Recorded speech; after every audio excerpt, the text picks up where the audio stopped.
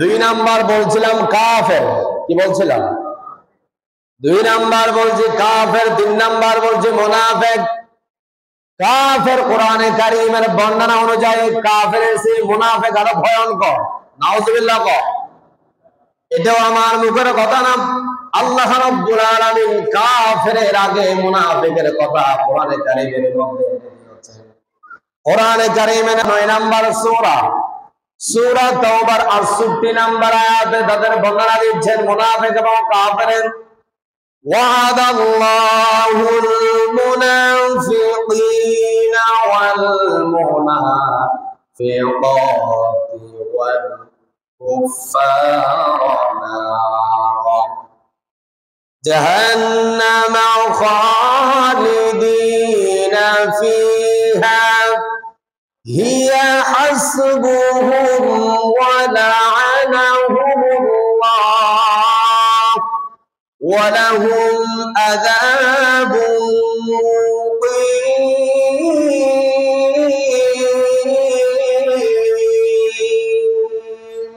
আল্লাহু আকবার। আল্লাহ রাব্বুল আলামিন কোরআনে কারীমের মধ্যে বলছে মুনাফিক কাফেরের চেয়ে আরো ভয়ঙ্কর। কাফের চিনা যায় তারা আল্লাহকে মানে না, কালিমা বিশ্বাস করে না, আল্লাহ নবীকে তারা শ্রেষ্ঠ হিসাবে বিশ্বাস করে না। কিন্তু মুনাফিককে সহজে চিনা যায় না। কেন যায় না? মুনাফিক আপনার মতো আমার মতো মাথার মতো টুপি থাকে, মুনাফিকের দাড়ি থাকে, মুনাফিকের জুব্বা থাকে, মুনাফিক আবার আপনার মতো আমার মতো নামাজও পড়ে। কি পড়ে? নামাজ পড়ে, কোরবানি পড়ে, হজ করে। কিন্তু যদি একবার তিনি ক্ষমতায় যদি যেতে পারে, তিনি ওই সংবিধান থেকে বিসমিল্লাহ পর্যন্ত উঠাইয়া দিতে 2 সেকেন্ড দেরি করে না। নাউজুবিল্লাহ। মুনাফিক চিনতে অনেক কষ্ট হয়।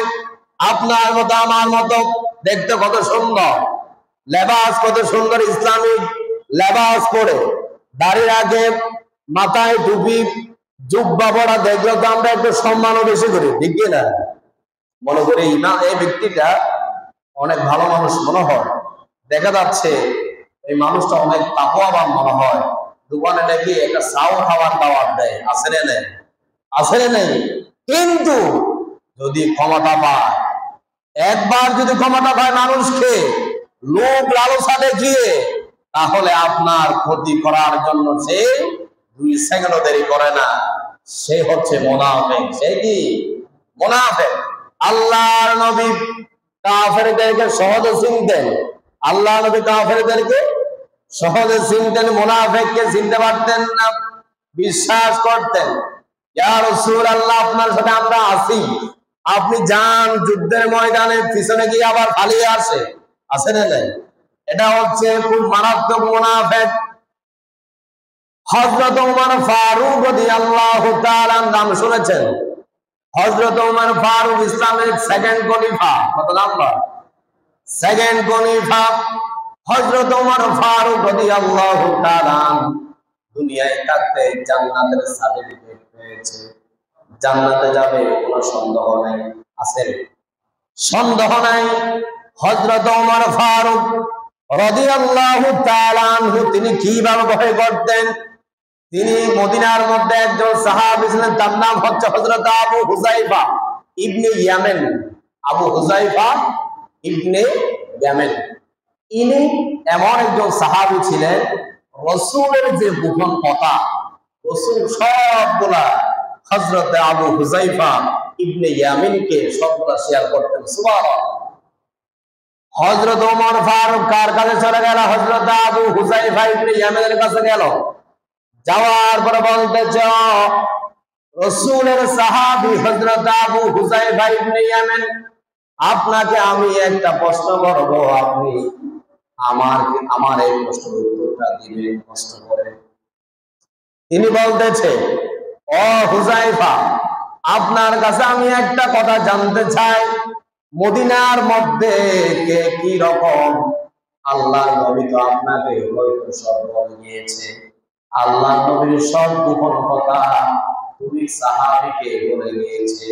আপনার কাছে আমি জানতে চাই, আমি কোন মুনাফিকের দৃষ্টি মধ্যে আমি উমরের নামটা আছে কিনা তুমি জানো নি? আল্লাহু আকবার। হযরত ওমর বলতেছে, ও হুযায়ফা ইবনে ইয়ামান, আপনার কাছে রাসূল সব কথাই তো বলে গেছে, কাফের এবং মুনাফিকের লিস্টের মধ্যে কোন আমি ওমরের নামটা আছে কিনা? আল্লাহু আকবার বলবেন না? তিনি কিন্তু জান্নাতি সার্টিফিকেট পেয়ে গিয়েছে, তারপরও ভয় করে কাকে? ভয় করে কাকে? আল্লাহকে।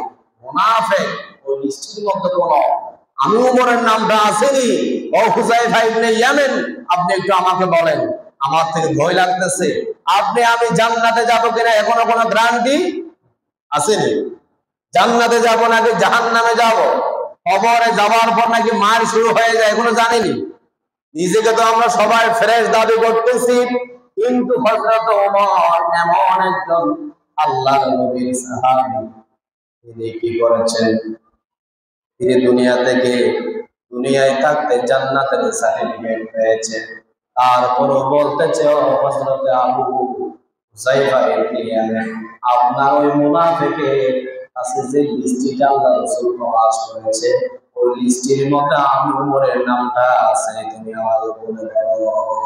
আল্লাহু আকবার। হযরত আবু হুযায়ফা ইবনে ইয়ামান বলছে, ওমর, আপনার লিস্টের মধ্যে নাম নাই। সুবহানাল্লাহ।